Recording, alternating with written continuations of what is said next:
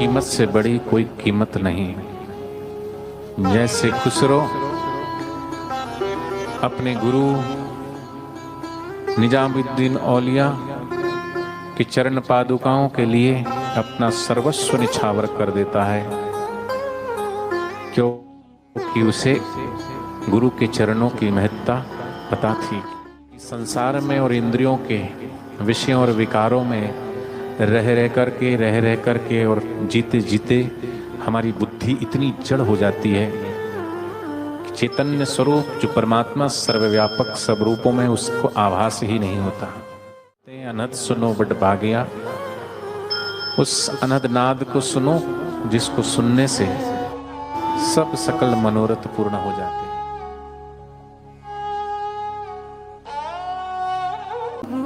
हैं। गुरु के दो चरण, गुरु की दो पादुका, ये कोई साधारण चरण नहीं। इन चरणों में निष्ठा करके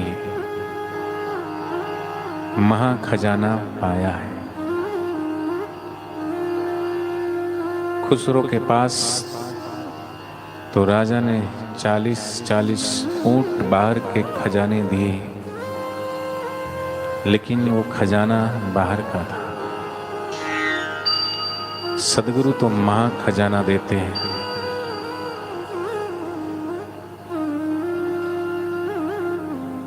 भरत लखन हनुमान के जीवन में ये संदेशा देते हैं। इन चरणों की बड़ी महिमा है। एक तो हमारी दृष्टि गुरु के चरणों पे रहे और दूसरा हमारा मस्तक भी गुरु के चरणों पर रहे, और तीसरा हमारे हृदय में गुरु के चरण ही विराजित हो। जैसे भरत जी अयोध्या के राज सिंहासन पर स्वयं न बैठ करके अपने प्रभु श्री राम के चरण पादुकाओं को विराजित करते हैं,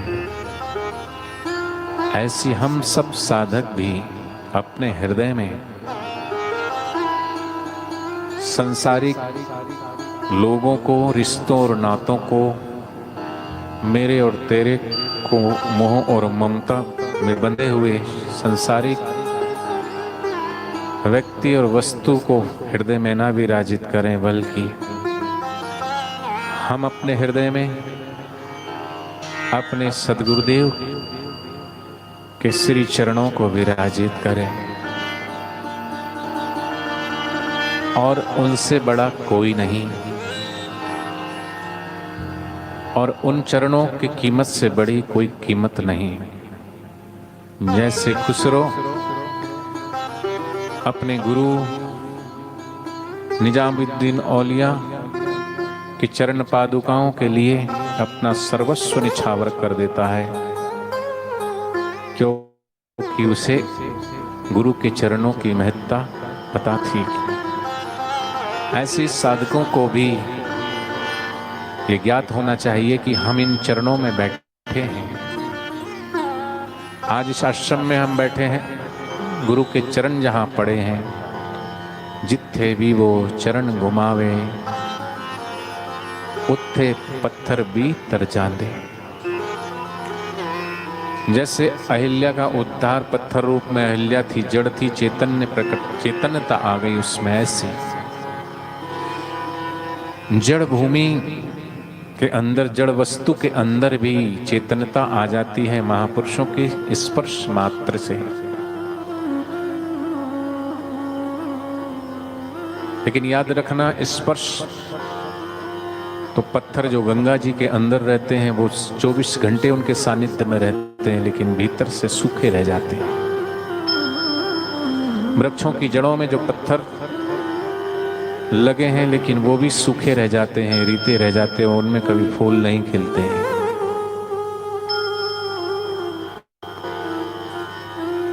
अयोध्या से रामचंद्र जी पंपास उस आश्रम गौतम मुनि के आश्रम तक की यात्रा में बहुत सारे पत्थर उनके नीचे आए होंगे, लेकिन वो पत्थर में चेतनता नहीं आई।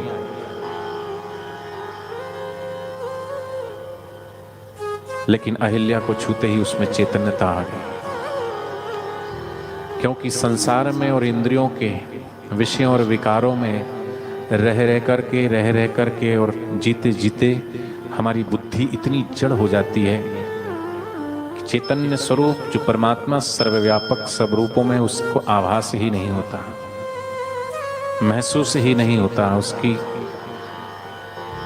तरंगें, उसका नाम जो गूंज रहा है वो हृदय में गुंजायमान ही नहीं होता, सुनाई ही नहीं पड़ता। इसलिए नानक जी कहते हैं, अनहद सुनो बट भागिया। उस अनहद नाद को सुनो जिसको सुनने से सब सकल मनोरथ पूर्ण हो जाते हैं।